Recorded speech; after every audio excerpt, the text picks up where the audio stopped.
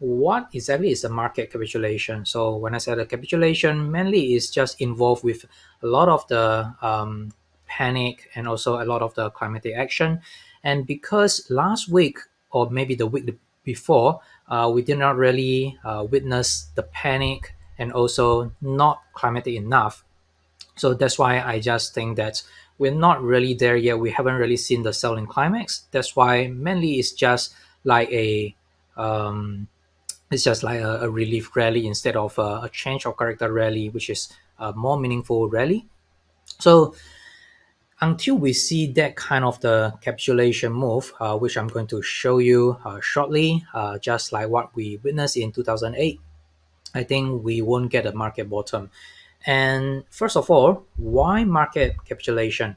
So because of we don't really have any more market rotation, and when everyone just give up their position, including the institutions and also the retail players, so that's why we'll see the market capitulation, and also definitely you will never hear the buy on dip anymore. So as long as someone or you see it in the social media, there are still a lot of the buy on dip people happening to just want to catch a bottom or every single dip is a good buy, then I don't think the market will bottom yet. So until we see that kind of the panic and also climatic price action, then I think we still need to wait for it to happen before a market bottom. So mainly, once we see that there is a pause or a stop of the market rotation, means that there's no more leadership in the market. So mainly, like pretty much every single stocks, every single sectors or industry group will participate the bear market, and then we'll see the capitulation. So that's when the headline will scream like "sell everything at cost." So something like that. Then I think that should be a market capitulation, something like very panic selling. Until we see that a selling climax, then we won't really get a automatic rally, a change of character, which is a very meaningful rally. All right, so the market rotation from the consumer sector, I think, is very significant. So first of all, why consumer sector or why consumer staple as shown up here? So this is the consumer staple XLP. So why is it such a big thing that there's a market rotation out from XLP is kind of significant? So mainly XLP traditionally is kind of considered as the last sector to get rotated out. So if there's any kind of the bear market, market rotation, so this is the most defensive sector, like all the defensive stock you can imagine, Procter Gamble, Coca-Cola, Pepsi, those kind of staple product that no matter what happened to the economics, we're still going to buy it. So people are still going to spend the money in the consumer staples. That's why they are the most defensive sectors. So usually they are really the last to get rotated out. So in this case, that's from 2008 global financial crisis. So upper chart here is S&P 500. Lower pane here is the XLP, which is the consumer staples. So you can definitely tell there's some form of the leadership in the consumer staple. So why is that? So first of all, definitely there is a lower high throughout. So we got a high, lower high, lower high, lower high again. So probably we make it until this point. So until the number one happen. So it's like a lower high throughout and sort of a lower low as well. So we got a low, we got a lower low, and then eventually just kind of breaking down as well.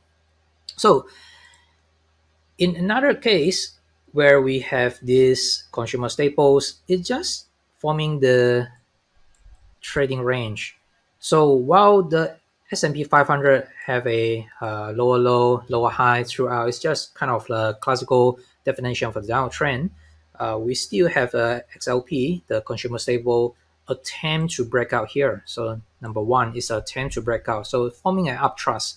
So it's just a temporary commitment intraday, and then followed by just a commitment back below. So it's just an intraday uptrust, and then eventually we see that this is definitely the weakness. But prior to that, could we spot any kind of the weakness, anything unusual or anything caught your eyes for the XLP just before this upthrust happen. So you probably can tell that I use a arrow right there. So we can definitely tell that there is a few bars with an increasing of the volume. So yeah, bingo. So Nikki said volume. So definitely there's an increasing of the volume just prior to the upthrust. So that already gives you some sort of the warning sign. It's like a red flag. So for the attempt to break out. So there is some form of the selling show up right there. So some form of the selling already showing up just before the breakout, the attempt to break out happen at 1. So that is already the warning. So there's an increasing of the supply, increasing of the selling at these few bars. However, we still haven't really see the bearish results yet. So that is the only good thing. But that should give us some form of the warning. And this bearish engulfing, or the kind of the upthrust bar with the bear spread, so a very wide bear spread, very huge bear spread, is kind of the confirmation. So we got an upthrust, and then also with an increasing of the volume as well. So all of this are just an increasing of the volume, increasing of the supply, and together with finally with upthrust bar, we see that there is a bearish results. So that's when the results sync together with the supply, the increasing of the supply. So kind of signal that this is really the timing. Okay. So after that, we see there is a kind of weakness show up. So break below, followed by inability to rally, and then at 2 here. So we see that there is a kind of a reversal. So that's just like axis line, breakdown, tested the axis line where the support become resistance, and then there's a reversal bar at 2.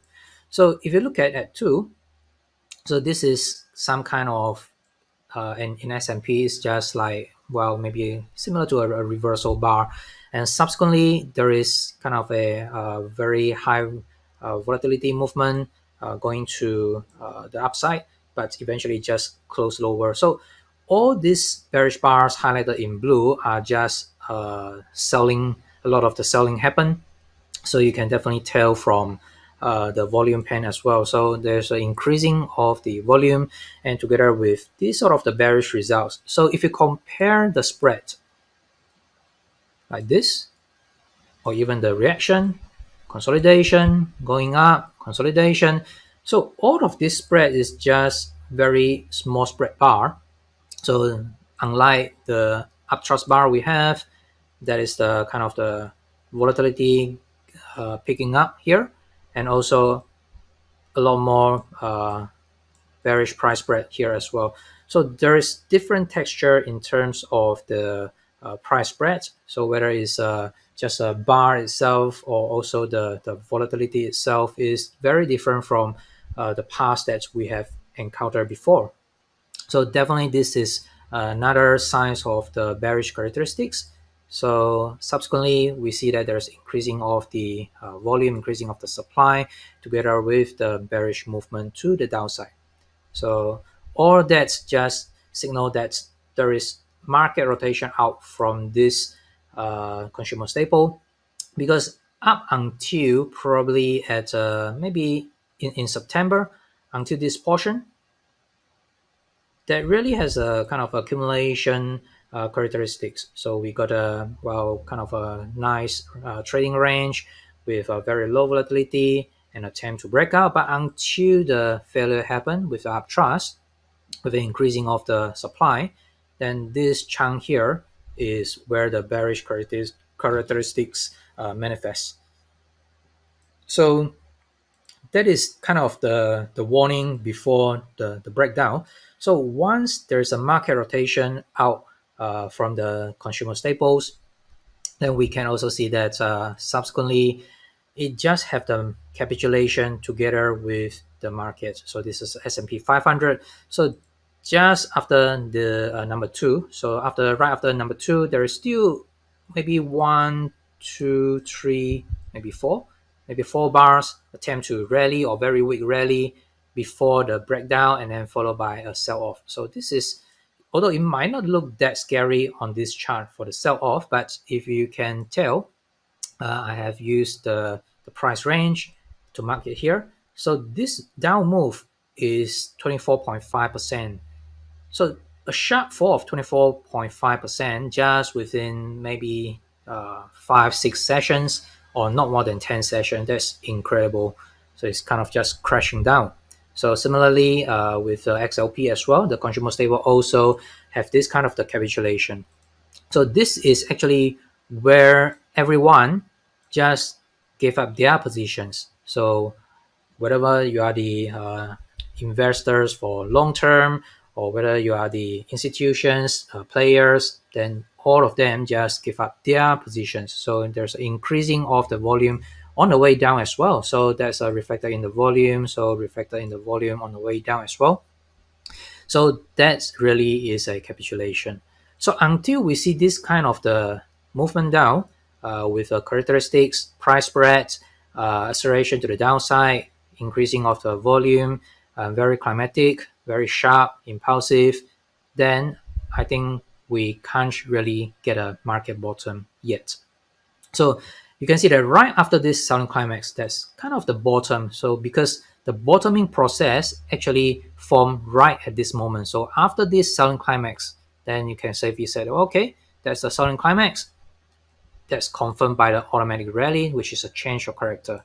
But subsequently, look at this. It really takes like many months, well, at least I think to 2009 March, we really see the bottoming process takes probably 5 to 6 months to form.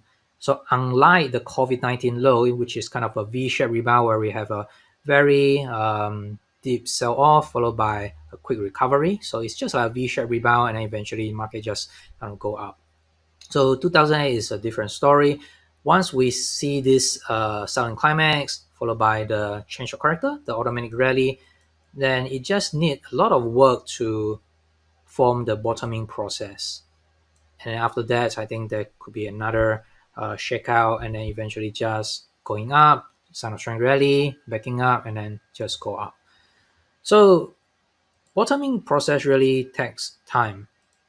And really, I think at the moment, we just need to wait for a capitulation move down. So that's when the market is getting very panicked with a lot of the downwards movement, and also increasing of the volume, increasing of the price spreads, and also definitely very bearish headline at that point of the time.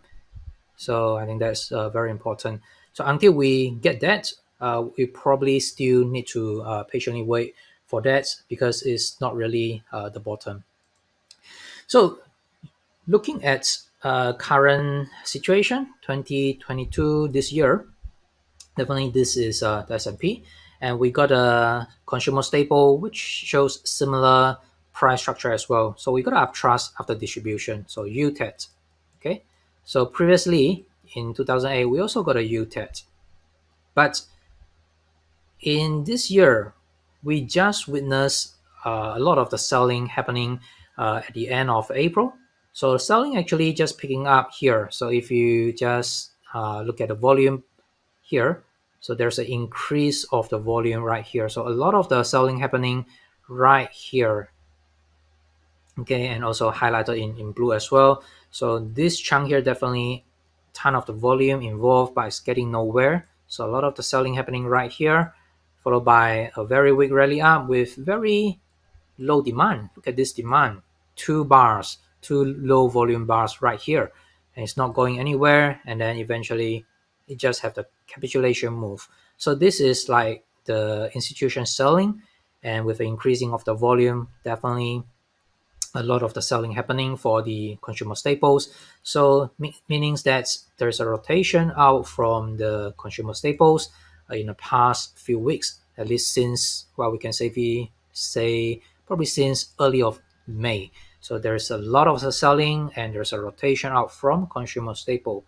So it means that the sort of like the most defensive sector, like traditionally, is kind of giving up their position. So we already see that there is a money rotated out from this sector. So right now, it's kind of in a bearish situation. And would we get that kind of the scenario happen in 2008? We just need to wait and see, because At the moment, if we look at the S&P, the structure analysis just shows that we have a sign of weakness. So definitely this is a U-TED, and we got a largest down wave, sign of weakness, LPSY2. So that is the last point of the supply.